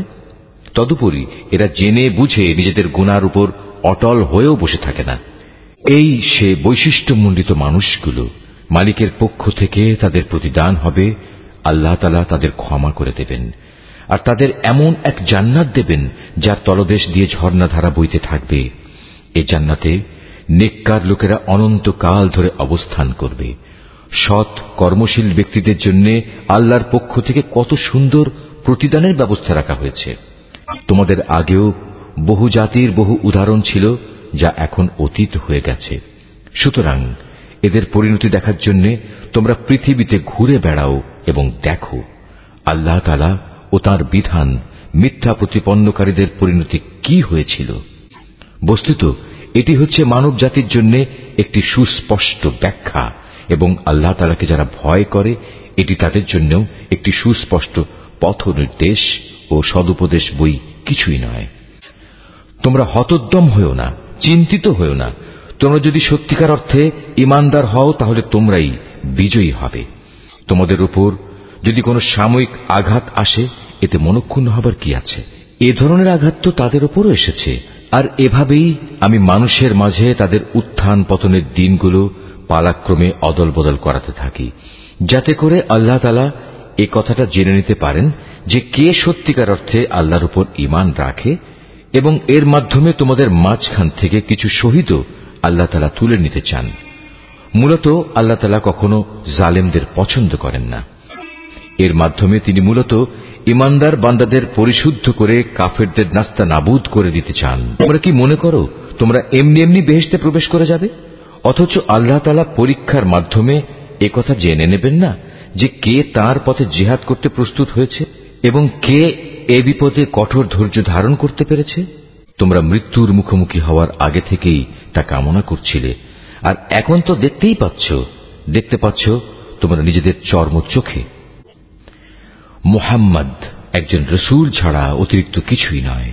তার আগেও বহু রসূল গত হয়ে গেছে, তারা সবাই মৃত্যু মুখে পতিত হয়েছে। তাই সে যদি আজ মরে যায় অথবা তাকে যদি কেউ মেরে ফেলে, তাহলে তোমরা কি তার আনিত হেদায়েত থেকে মুখ ফিরিয়ে নেবে? আর যে ব্যক্তি এ থেকে মুখ ফিরিয়ে নেয় সে কখনো আল্লাহর দ্বীনের কোন রকম ক্ষতি সাধন করতে পারবে না। আল্লাহ তাআলা অচিরেই কৃতজ্ঞ বান্দাদের প্রতিফল দান করবেন। আপনি আল্লাহর সিদ্ধান্ত ও অনুমতি ছাড়া মরবে না। আল্লাহ তাআলার কাছে প্রত্যেকটি প্রাণীরই মৃত্যুর দিনক্ষণ সুনির্দিষ্ট হয়ে আছে। এর পরেও যে ব্যক্তি পার্থিব পুরস্কারের প্রত্যাশা করে, আমি তাকে এ দুনিয়াতেই তার কিছু অংশ দান করব। আর যে ব্যক্তি আখিরাতের পুরস্কারের ইচ্ছা পোষণ করবে, আমি তাকে সে চিরন্তন পাওনা থেকেই এর প্রতিফলন দান করব, এবং অচিরেই আমি আমার প্রতি কৃতজ্ঞদের যথার্থ প্রতিফল দান করব। আল্লাহর আরো অনেক নবী এখানে এসেছিল, যুদ্ধ করেছে আল্লাহর পথে, তার সাথে আরো যুদ্ধ করেছে অনেক সাধক ও জ্ঞানবান ব্যক্তি। আল্লাহর পথে তাদের উপর যত বিপদ মুসিবতি এসেছে তাতে কোনোদিনই তারা হতাশ হয়ে পড়েনি, তারা দুর্বলও হয়নি, বাতিলের সামনে তারা মাথাও নত করেনি। এ ধরনের ধৈর্যশীল ব্যক্তিদেরই আল্লাহ তাআলা ভালোবাসেন। তাদের মুখে এছাড়া অন্য কথা ছিল না যে তারা বলেছিল, হে আমাদের মালিক, তুমি আমাদের যাবতীয় গুনাহখাতা মাফ করে দাও, আমাদের কাজকর্মের সব বাড়াবাড়ি তুমি ক্ষমা করে দাও, এবং বাতিলের মোকাবেলায় তুমি আমাদের কদম মজবুত রাখো। হক ও বাতিলের সম্মুখ সমরে কাফেরদের উপর তুমি আমাদের বিজয় দাও। অতঃপর আল্লাহ তাআলা এই নেক বান্দাদের দুনিয়ার জীবনেই ভালো প্রতিফল দিয়েছেন, এবং পরকালীন জীবনেও তিনি তাদের জন্য উত্তম পুরস্কার দিয়েছেন। আল্লাহ তাআলা নেককার বান্দাদের ভালোবাসেন। হে মানুষ, তোমরা যারা আল্লাহর উপর ঈমান এনেছো, তোমরা যদি কথায় কথায় এই কাফেরদের অনুসরণ করতে শুরু করো, তাহলে এরা তোমাদের ঈমান পূর্ববর্তী জাহেলিয়াতের অবস্থায় ফিরিয়ে নিয়ে যাবে। ফলে তোমরা নিদারুণভাবে ক্ষতিগ্রস্ত হয়ে পড়বে। আল্লাহ তাআলাই হচ্ছেন তোমাদের একমাত্র রক্ষক ও অভিভাবক, এবং তিনিই হচ্ছেন তোমাদের উত্তম সাহায্যকারী। অচিরেই আমি এ কাফেরদের অন্তরে ভীতি সঞ্চার করে দেব, কারণ তারা আল্লাহর সাথে অন্যদের শরীক বানিয়ে তাদের অনুসরণ করেছে, অথচ তাদের এ কাজের সপক্ষে আল্লাহ তাআলা কোনো দলিল প্রমাণ তাদের কাছে পাঠাননি। এদের শেষ গন্তব্যস্থল হচ্ছে জাহান্নামের আগুন। জালেমদের বাসস্থান এই জাহান্নাম কত নিকৃষ্ট! ওহদের ময়দানে আল্লাহ তাআলা তোমাদের যে সাহায্য দেওয়ার প্রতিশ্রুতি দিয়েছিলেন তা তিনি পালন করেছেন। যুদ্ধের প্রথম দিকে তোমরা আল্লাহর অনুমতি ও সাহায্য নিয়ে তাদের নির্মূল করে যাচ্ছিলে। পরে যখন তোমরা সাহস ও মনোবল হারিয়ে ফেললে এবং আল্লাহর রসুলের বিশেষ একটি আদেশ পালনের ব্যাপারে মতপার্থক্য শুরু করে দিলে, এমনকি আল্লাহর রসুল যখন তোমাদের ভালোবাসার সেই জিনিস তথা আসন্ন বিজয় দেখিয়ে দিলেন, তারপরেও তোমরা তার কথা অমান্য করে তার বলে দেওয়া স্থান ছেড়ে চলে গেলে। তোমাদের কিছু লোক ঠিক তখন বৈষয়িক ফায়দা হাসিলে ব্যস্ত হয়ে পড়ল। তখনও তোমাদের কিছু লোক পরকালের কল্যাণী চাইতে থাকল। অতঃপর আল্লাহ তাআলা এর দ্বারা তোমাদের ঈমানের পরীক্ষা নিতে চাইলেন এবং তা থেকে তোমাদের অন্যদিকে ফিরিয়ে দিলেন। অতঃপর আল্লাহ তাআলা তোমাদের মাফ করে দিলেন। আল্লাহ তাআলা হামেশাই ঈমানদারদের উপর দয়াবান। ওহুদের সম্মুখ সমরে বিপর্যয় দেখে তোমরা যখন ময়দান ছেড়ে পাহাড়ের উপরের দিকে উঠে যাচ্ছিলে এবং তোমরা তোমাদের কোন লোকের প্রতি লক্ষ্য রাখছিলে না, অথচ আল্লাহর রসুল তোমাদের তখনও পেছন থেকে ডাকছিল, কিন্তু তোমরা শুনলে না। তাই আল্লাহ তাআলা তোমাদের দুঃখের পর দুঃখ দিলেন, যেন তোমাদের কাছ থেকে যা হারিয়ে গেছে এবং যা কিছু বিপদ তোমাদের উপর পতিত হয়েছে, এর কোনোটার ব্যাপারে তোমরা উদ্বিগ্ন ও মর্মাহত না হও। আল্লাহ তাআলা তোমাদের সব ধরনের কর্মকাণ্ড সম্পর্কেই ওয়াকিবহাল রয়েছেন। এরপর আল্লাহ তাআলা তোমাদের উপর এমন সন্তোষজনক পরিস্থিতি নাজেল করে দিলেন, এর ফলে তোমাদের একদল লোক তন্দ্রাচ্ছন্ন হয়ে পড়ে, আর একদল লোক যাদের নিজেরাই নিজেদের উদ্বিগ্ন করে রেখেছিল, তারা তাদের জাহেলি যুগের ধারণা অনুযায়ী আল্লাহ তাআলা সম্পর্কে অন্যায় ধারণা করতে থাকে। এক পর্যায়ে তারা এও বলতে শুরু করে, যুদ্ধ পরিচালনার কাজে কি আমাদের কোনো ভূমিকা আছে? হে নবী, তুমি তাদের বলো, এ ব্যাপারে আমারও কোনো ভূমিকা নেই। ক্ষমতা ও কর্তৃত্বের সবটুকু আল্লাহর হাতে। এই দলের লোকেরা তাদের মনের ভেতর সেসব কথাবার্তা গোপন করে রেখেছে, তা তোমার সামনে খোলাখুলি প্রকাশ করে না। তারা বলে, এ কাজে যদি আমাদের কোনো ভূমিকা থাকত, তাহলে আজ আমরা এখানে নিহত হতাম না। তুমি তাদের বলে দাও, যদি আজ তোমরা সবাই ঘরের ভেতরেও থাকতে, তবু নিহত হওয়া যাদের অবধারিত ছিল, তারা তাদের মরণের বিছানার দিকে বের হয়ে আসত। আর এভাবেই তোমাদের মনের ভেতর লুকিয়ে রাখা বিষয়সমূহের ব্যাপারে আল্লাহ তাআলা তোমাদের পরীক্ষা করেন, এবং এই ঘটনার মাঝ দিয়ে তিনি তোমাদের অন্তরে যা কিছু আছে তাও পরিশুদ্ধ করে দেন। তোমাদের মনের কথা সম্পর্কে আল্লাহ তাআলা সম্যক ওয়াকিবহাল রয়েছেন। এই বাহিনী যেদিন সম্মুখ সমরে একে অপরের মুখোমুখি হয়েছিল, সেদিন যারা ময়দান থেকে পালিয়ে গিয়েছিল, তাদের একাংশের অর্জিত কাজের জন্য শয়তানই তাদের পদস্খলন ঘটিয়ে দিয়েছিল। অতঃপর তারা অনুতপ্ত হলে আল্লাহ তাআলা তাদের ক্ষমা করে দিলেন। আল্লাহ তাআলা অত্যন্ত ক্ষমাশীল ও পরম ধৈর্যশীল। হে ঈমানদার ব্যক্তিরা, তোমরা কাফেরদের মতো হয়ো না। তাদের অবস্থা ছিল এমন, এ কাফেরদের কোনো ভাই বন্ধু যখন বিদেশ বিভূয়ে মারা যেত কিংবা কোনো যুদ্ধে লিপ্ত হতো, তখন এরা তাদের সম্পর্কে বলতো, এরা যদি বাইরে না গিয়ে আমাদের কাছে থাকত, তাহলে এরা কিছুতেই মরত না এবং এরা নিহতও হতো না। এভাবেই এ মানসিকতাকে আল্লাহ তাআলা তাদের মনের আক্ষেপে পরিণত করে দেন। আসলে আল্লাহই মানুষের জীবন দেন, আল্লাহই মানুষের মৃত্যু ঘটান, এবং তোমরা এ দুনিয়ায় যা করে যাচ্ছ, আল্লাহ তাআলা তার সব কিছুই দেখেন। তোমরা যদি আল্লাহর পথে নিহত হও অথবা সে পথে থেকেই তোমরা মৃত্যুবরণ করো, তাহলে আল্লাহর পক্ষ থেকে যে রহমত ও ক্ষমা লাভ করবে তা হবে কাফেরদের সঞ্চিত অর্থ সামগ্রীর চাইতে অনেক বেশি উত্তম। আল্লাহর পথে যদি তোমরা জীবন বিলিয়ে দাও অথবা তাঁরই পথে তোমাদের মৃত্যু হয়, তাহলেই তোমাদের কি করার থাকবে? কারণ তোমাদের তো একদিন আল্লাহ তাআলার সমীপে এমনি একত্রিত করা হবে। এটা আল্লাহর এক অসীম দয়া যে তুমি এদের সাথে ছিলে কোমল প্রকৃতির মানুষ। এর বিপরীত যদি তুমি নিষ্ঠুর ও পাষাণ হৃদয়ের মানুষ হতে, তাহলে এসব লোক তোমার আশপাশ থেকে সরে যেত। অতএব তুমি এদের অপরাধসমূহ মাফ করে দাও। এদের জন্য আল্লাহর কাছে ক্ষমা প্রার্থনা করো এবং কাজ কর্মের ব্যাপারে এদের সাথে পরামর্শ করো। অতঃপর সে পরামর্শের ভিত্তিতে সংকল্প একবার যখন নিয়ে নেবে, তখন তার সফলতার জন্য আল্লাহর উপর ভরসা করো। আল্লাহ তাআলা তার উপর নির্ভরশীল মানুষদের ভালোবাসেন। যদি আল্লাহ তাআলা তোমাদের সাহায্য করেন, তাহলে কোনো শক্তি তোমাদের পরাজিত করতে পারবে না। আর তিনি যদি তোমাদের পরিত্যাগ করেন, তাহলে এখানে এমন কোন শক্তি আছে যে অতঃপর তোমাদের কোন রকম সাহায্য করতে পারে? কাজেই আল্লাহর উপর যারা ঈমান আনে, তাদের আল্লাহর উপরই ভরসা করা উচিত। নবীর পক্ষে কোন বস্তুর খেয়ানত করা সম্ভবই নয়। হ্যাঁ, মানুষের মধ্যে কেউ যদি কিছু খেয়ানত করে, তাহলে কিয়ামতের দিন সে ব্যক্তিকে তার খেয়ানতের সে বস্তু সহ আল্লাহর দরবারে হাজির হতে হবে। অতঃপর প্রত্যেককেই তার অর্জিত ভালো মন্দের পাওনা সঠিকভাবে আদায় করে দেয়া হবে। সেদিন তাদের কারো ওপর অবিচার করা হবে না। যে ব্যক্তি আল্লাহর সন্তুষ্টির পথ অনুসরণ করে, তার সাথে কিভাবে সে ব্যক্তি তুলনা করা যায়? যে আল্লাহর বিরোধী পথে চলে শুধু তার ক্রোধই অর্জন করেছে, তার এমন ব্যক্তির জন্য জাহান্নামের আগুন হবে একমাত্র বাসস্থান, আর তা হবে সত্যিই একটি নিকৃষ্ট আশ্রয়স্থল। এরা নিজ নিজ আমল অনুযায়ী আল্লাহর কাছে বিভিন্ন স্তরে বিভক্ত হবে। আল্লাহ তাআলা এদের সব ধরনের কার্যকলাপের উপর সজাগ দৃষ্টি রাখেন। আল্লাহ তাআলা অবশ্যই তাঁর ঈমানদার বান্দাদের উপর এই অনুগ্রহ করেছেন যে তিনি তাদের মাঝ থেকে একজন ব্যক্তিকে রসুল করে পাঠিয়েছেন, যে তাদের কাছে আল্লাহর কিতাবের আয়াতসমূহ পড়ে শোনায় এবং সে অনুযায়ী সে তাদের জীবনকে পরিশুদ্ধ করে। সর্বোপরি সে নবী তাদের আল্লাহর কিতাব ও তাঁর গ্রন্থলব্ধ জ্ঞান বিজ্ঞান শিক্ষা দেয়। অথচ এরা সবাই ইতিপূর্বে স্পষ্ট ভ্রান্তিতে নিমজ্জিত ছিল। যখনই তোমাদের উপর ওহদ যুদ্ধের বিপদ নেমে এলো, তখনই তোমরা বলতে শুরু করলে, পরাজয়ের এ বিপদ কিভাবে এলো, কার দোষে এলো? অথচ বদরের যুদ্ধে এর চাইতে দ্বিগুণ পরাজয়ের বিপদ তো তোমরাই তাদের ঘটিয়েছিলে। হে নবী, তুমি বলো, এটা এসেছে তোমাদের নিজেদের কারণেই। আল্লাহ তাআলা সর্ববিষয়ের উপর অসীম ক্ষমতায় ক্ষমতাবান।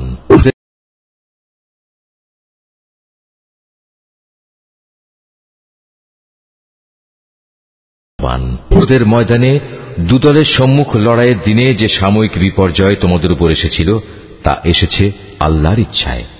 এই বিপর্যয় দিয়ে আল্লাহ তাআলা একথাটা জেনে নিতে চান, কারা তাঁর উপর সঠিক অর্থে ঈমান এনেছে। এর মাধ্যমে তাদের পরিচয় তিনি জেনে নেবেন।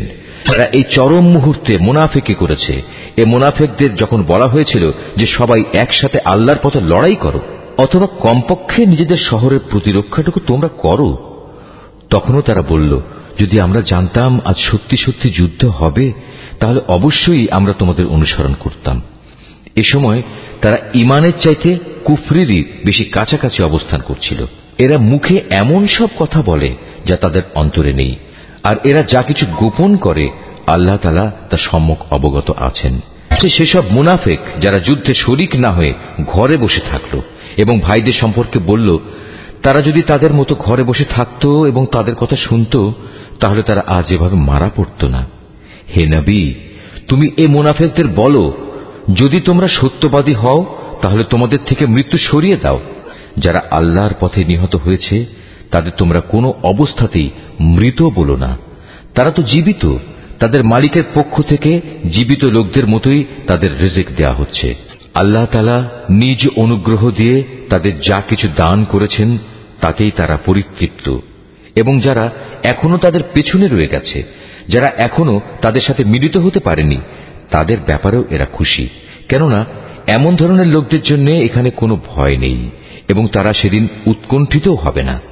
এ ভাগ্যবান মানুষরা আল্লাহর পক্ষ থেকে অফুরন্ত নিয়ামত ও অনুগ্রহে উৎফুল্ল আনন্দিত হয়, কারণ আল্লাহ তাআলা ঈমানদার বান্দাদের পাওনা কখনো বিনষ্ট করেন না।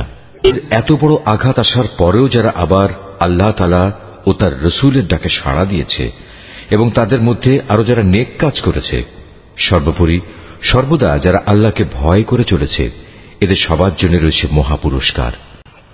যাদের মানুষেরা যখন বলল, তোমাদের বিরুদ্ধে কাফেরদের এক বিশাল বাহিনী জামায়াত হয়েছে, অতএব তোমরা তাদের ভয় করো। এই বিষয়টাই যারা যথার্থ ঈমানদার তাদের ঈমান আরো বাড়িয়ে দিল। তারা বলল, আল্লাহ তাআলাই আমাদের জন্য যথেষ্ট এবং তিনিই হলেন উত্তম কর্মবিধায়ক। অতঃপর আল্লাহর নেয়ামত ও অনুগ্রহ নিয়ে এরা এমন ভাবে ফিরে এলো যে কোনো প্রকার অনিষ্টই তাদের স্পর্শ করতে পারল না। এরা আল্লাহর সন্তুষ্টির পথই অনুসরণ করল। বস্তুত আল্লাহ তাআলা মহা অনুগ্রহশীল। এই হচ্ছে তোমাদের প্ররোচনা দানকারী শয়তান। তারা শত্রুপক্ষের অতিরঞ্জিত শক্তির কথা বলে তাদের আপনজনদের ভয় দেখাচ্ছিল। তোমরা কোনো অবস্থায় তাদের এ হুমকিকে ভয় করবে না, বরং আমাকেই ভয় করো যদি তোমরা সত্যিকার অর্থে ঈমানদার হও। হে নবী, যারা দ্রুত গতিতে কুফরির পথে এগিয়ে যাচ্ছে তাদের কর্মকাণ্ড যেন তোমাকে চিন্তান্বিত না করে। তারা কখনো আল্লাহর বিন্দুমাত্র কোনো ক্ষতি সাধন করতে পারবে না। মূলত আল্লাহ তাআলা এদের জন্য পরকালে পুরস্কারের কোনো অংশই রাখতে চান না। তাদের জন্য অবশ্যই কঠিন আযাব রয়েছে। যারা ঈমানের বদলে কুফরি খরিদ করে নিয়েছে তারা আল্লাহর কোনোই ক্ষতি করতে পারবে না। এদের জন্য মর্মান্তিক শাস্তির বিধান রয়েছে। কাফেররা যেন এটা কখনো মনে করে না যে আমি যে তাদের ঢিল দিয়ে রেখেছি এটা তাদের জন্য কল্যাণকর হবে। আসলে আমি তো তাদের অবকাশ দিচ্ছি যেন তারা তাদের গুনাহের বোঝা আরো বাড়িয়ে নিতে পারে। আর তোমাদের মধ্যে তাদের জন্য প্রস্তুত রয়েছে লাঞ্ছনাদায়ক আযাব। আল্লাহ তাআলা কখনো তার ঈমানদার বান্দাদের তোমরা বর্তমানে যে ভালো মন্দে মিশানো অবস্থার উপর আছো এর উপর ছেড়ে দিতে চান না, যতক্ষণ না তিনি সৎ লোকদের অসৎ লোকদের থেকে আলাদা করে দেবেন। একইভাবে এটা আল্লাহ তাআলার কাজ নয় যে তিনি তোমাদের অদৃশ্য জগতের খোঁজ খবরের উপর কিছু অবহিত করবেন। তবে আল্লাহ তাআলা তার রসুলদের মাঝ থেকে যাকে চান তাকে বিশেষ কোনো কাজের জন্য বাছাই করে নেন। অতঃপর তোমরা আল্লাহ তাআলা ও তার রসুলদের উপর বিশ্বাস স্থাপন করো। তোমরা যদি আল্লাহর উপর যথাযথভাবে ঈমান আনো এবং নিজেরা সাবধান হয়ে চলতে পারো তাহলে তোমাদের জন্য মহা পুরস্কার রয়েছে। আল্লাহ তাআলা নিজের অনুগ্রহ দিয়ে তাদের যে প্রাচুর্য দিয়েছেন, যারা তা আল্লাহর পথে ব্যয় করতে কার্পণ্য করে তারা যেন কখনো এটা মনে না করে এটা তাদের জন্য কোনো কল্যাণকর কিছু হবে না। আসলে এই কৃপণতা তাদের জন্য খুবই অকল্যাণকর। কার্পণ্য করে তারা যা জমা করেছে অচিরেই কিয়ামতের দিন তা দিয়ে তাদের গলায় বেড়ি পরিয়ে দেয়া হবে। আসমান সমূহ ও জমিনের উত্তরাধিকার তো আল্লাহ তাআলার, আর তোমাদের প্রতিটি কার্যকলাপ সম্পর্কে আল্লাহ তাআলা বিশেষভাবে অবগত রয়েছেন। আল্লাহ তাআলা সেই ইহুদি লোকদের কথা ভালো করেই শুনেছেন যখন তারা বিদ্রূপ করে বলেছিল, হ্যাঁ আল্লাহ তাআলা অবশ্যই গরীব আর আমরা হচ্ছি ধনী। তারা যা কিছু বলে তা আমি তাদের হিসেবের খাতায় লিখে রাখব। আমি আরো লিখে রাখব অন্যায়ভাবে তাদের নবীদের হত্যা করার বিষয়টিও। সেদিন আমি তাদের বলবো, এবার এই জাহান্নামের স্বাদ উপভোগ করো। এ আযাব হচ্ছে তোমাদের নিজেদেরই হাতের কামাই যা তোমরা আগেই এখানে পাঠিয়েছ। আল্লাহ তাআলা কখনো তার নিজ বান্দাদের প্রতি অবিচারক নন। যারা বলে স্বয়ং আল্লাহ তাআলাই তো আমাদের আদেশ দিয়েছেন যেন আমরা কোন রসুলের উপর ঈমান না আনি যতক্ষণ না সে আমাদের জন্য এমন একটা কোরবানি এনে হাজির করবে যা গায়েব থেকে এক আগুন এসে খেয়ে ফেলবে। হে মুহাম্মদ, তুমি তাদের বলো, হ্যাঁ আমার আগেও তোমাদের কাছে বহু নবী রসুল এসেছে, তারা সবাই উজ্জ্বল নিদর্শন নিয়েই এসেছিল। তোমরা আজ যে কথা বলছো তা সহই তো তারা এসেছিল, তা সত্ত্বেও তোমরা তাদের হত্যা করলে কেন? আজ যদি তোমরা এতই সত্যবাদী হও তাহলে কেন এসব আচরণ করলে? হে মুহাম্মদ, এরা যদি তোমাকে অস্বীকার করে তাহলে এ নিয়ে তুমি উদ্বিগ্ন হও না, কারণ তোমার আগেও এমন বহু নবী রসুল নবুয়তের সুস্পষ্ট দলিল প্রমাণ ও আল্লাহর কাছ থেকে নাজিল করা হেদায়েতের দীপ্তিমান গ্রন্থমালা নিয়ে এসেছিল। তাদেরও এমনি ভাবেই অস্বীকার করা হয়েছিল। প্রত্যেক প্রাণীকেই মরণের স্বাদ ভোগ করতে হবে। অতঃপর তোমাদের জীবনভর কামাইয়ের প্রতিফল কিয়ামতের দিন আদায় করে দেয়া হবে। যাকে জাহান্নামের আগুন থেকে বাঁচিয়ে দেয়া হবে এবং জান্নাতে প্রবেশ করানো হবে, সেই হবে সফল ব্যক্তি। মনে রেখো, এই যে পার্থিব জীবন তা বাহ্যিক ছলনার মাল সামানা ছাড়া আর কিছুই নয়। ঈমানদার ব্যক্তিরা নিশ্চয়ই জানমালের ক্ষতি সাধনের মাধ্যমে তোমাদের পরীক্ষা নেওয়া হবে। এ পরীক্ষা দিতে গিয়ে তোমরা অবশ্যই তোমাদের পূর্ববর্তী সম্প্রদায় যাদের কাছে আল্লাহর কিতাব নাজিল হয়েছিল এবং যারা আল্লাহর সাথে অন্যদের শরীক করেছে তাদের উভয়ের কাছ থেকে অনেক কষ্টদায়ক কথাবার্তা শুনবে। এ অবস্থায় তোমরা যদি কঠোর ধৈর্য ধারণ করো এবং আল্লাহকে ভয় করে চলো তাহলে তা হবে অত্যন্ত বড় ধরনের এক সাহসিকতার ব্যাপার। স্মরণ করো যখন আল্লাহ তাআলা এই কিতাবধারী ব্যক্তিদের কাছ থেকে প্রতিশ্রুতি গ্রহণ করেছিলেন, তিনি তাদের বলেছিলেন, তোমরা একে মানুষদের কাছে বর্ণনা করবে এবং একে তোমরা গোপন করবে না। কিন্তু তারা এ প্রতিশ্রুতি নিজেদের পেছনে ফেলে রাখল এবং অত্যন্ত অল্প মূল্যে তা বিক্রি করে দিল। বড়ই নিকৃষ্ট ছিল যেভাবে তারা সে বেচাকেনার কাজটি করল। এমন সব লোকদের ব্যাপারে তুমি কখনো ভেবো না যারা নিজেরা যা করে তাতে আনন্দ প্রকাশ করে, আবার নিজেরা যা কখনো করেনি তার জন্য প্রশংসিত হতে ভালোবাসে। তুমি কখনো ভেবো না যে এরা বুঝি আল্লাহর আযাব থেকে অব্যাহতি পেয়ে গেছে। মূলত এদের জন্য আল্লাহর পক্ষ থেকে যন্ত্রণাদায়ক শাস্তির ব্যবস্থা নির্ধারণ করে রাখা হয়েছে। আসমান সমূহ ও জমিনের সার্বভৌমত্ব এককভাবে আল্লাহর জন্য। আল্লাহ তাআলাই সবকিছুর উপর পূর্ণ ক্ষমতাবান। নিঃসন্দেহে আসমান সমূহ ও জমিনের নিখুঁত সৃষ্টি এবং দিবারাত্রির আবর্তনের মধ্যে জ্ঞানবান লোকদের জন্য প্রচুর নিদর্শন রয়েছে। এই জ্ঞানবান লোক হচ্ছে তারা যারা দাঁড়িয়ে, বসে এবং শুয়ে সর্বাবস্থায় আল্লাহ তাআলাকে স্মরণ করে এবং আসমান সমূহ ও জমিনের এই সৃষ্টি নৈপুণ্য সম্পর্কে চিন্তা গবেষণা করে এবং স্বতঃস্ফূর্তভাবে তারা বলে ওঠে, হে আমাদের মালিক, সৃষ্টি জগতের কোনো কিছুই তুমি অযথা বানিয়ে রাখোনি, তোমার সত্তা অনেক পবিত্র। অতএব তুমি আমাদের জাহান্নামের কঠিন আযাব থেকে নিষ্কৃতি দাও। আমাদের মালিক, যাকেই তুমি জাহান্নামের আগুনে প্রবেশ করাবে অবশ্যই তাকে তুমি অপমানিত করবে, আর সেই অপমানের দিনে জালেমদের জন্য কোন রকম সাহায্যকারী থাকবে না। আমাদের মালিক, আমরা শুনতে পেয়েছি একজন আহ্বানকারী মানুষদের ঈমানের দিকে ডাকছে। সে বলছিল, হে মানুষেরা, তোমরা তোমাদের মালিক আল্লাহর উপর ঈমান আনো। হে মালিক, সেই আহ্বানকারীর কথায় অতঃপর আমরা ঈমান এনেছি। হে আমাদের মালিক, তুমি আমাদের অপরাধসমূহ ক্ষমা করে দাও, হিসাবের খাতা থেকে আমাদের দোষ ত্রুটি ও গুনাহসমূহ মুছে দাও। সর্বশেষে তোমার নেক লোকদের সাথে তুমি আমাদের মৃত্যু দাও।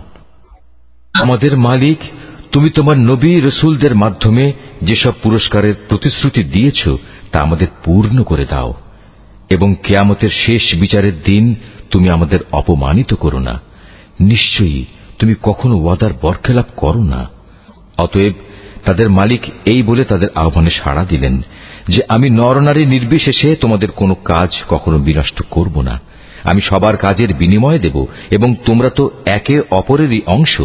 অতএব তোমাদের মাঝে যারা নিজেদের ভিটেমাটি ছেড়ে হিজরত করেছে এবং যারা নিজেদের জন্মভূমি থেকে বিতাড়িত হয়েছে, আমারই পথে যারা নির্যাতিত হয়েছে, সর্বোপরি যারা আমার জন্য লড়াই করেছে এবং আমারই জন্য জীবন দিয়েছে, আমি তাদের গুনাহসমূহ মাফ করে দেব।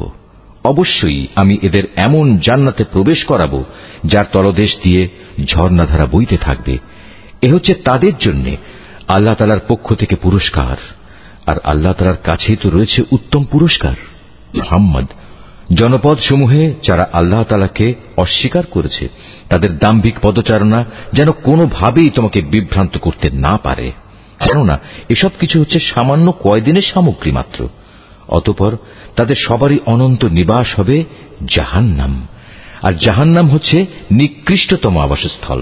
তবে যারা নিজেদের মালিককে ভয় করে চলে তাদের জন্য নির্দিষ্ট হয়ে আছে সুরম্য উদ্যানমালা, যার নিচ দিয়ে প্রবাহিত হবে ঝর্ণাধারা। সেখানে তারা অনাদিকাল থাকবে। এ হবে আল্লাহ তাআলার পক্ষ থেকে তাদের জন্য আতিথেয়তা। আর আল্লাহ তাআলার কাছে যা পুরস্কার সংরক্ষিত আছে তা অবশ্যই নেককার লোকদের জন্য অতি উত্তম জিনিস। ইতিপূর্বে আমি যাদের কাছে কিতাব পাঠিয়েছি সেসব কিতাবধারী লোকদের মাঝে এমন লোক অবশ্যই আছে যারা আল্লাহকে বিশ্বাস করে। তোমাদের এই কিতাবের উপর তারা যেমনি বিশ্বাস করে তেমনি তারা বিশ্বাস করে তাদের উপর প্রেরিত কিতাবের উপরও। এরা আল্লাহর জন্য ভীত, সন্ত্রস্ত ও বিনয়ী বান্দা। এরা আল্লাহর আয়াতকে স্বার্থের বিনিময়ে সামান্য মূল্যে বিক্রি করে না। এরাই হচ্ছে সেসব ব্যক্তি যাদের জন্য তাদের মালিকের কাছ থেকে অগাধ পুরস্কার রয়েছে। নিঃসন্দেহে আল্লাহ তাআলা হচ্ছেন দ্রুত হিসাব সম্পন্নকারী। হে মুমিনরা, তোমরা ধৈর্য ধারণ করো, এ কাজে একে অপরের সাথে প্রতিযোগিতা করো, শত্রুর মোকাবেলায় সদা সুদৃঢ় থেকো, একমাত্র আল্লাহকেই ভয় করো। এভাবেই আশা করা যায় তোমরা সফল কাম হতে পারবে।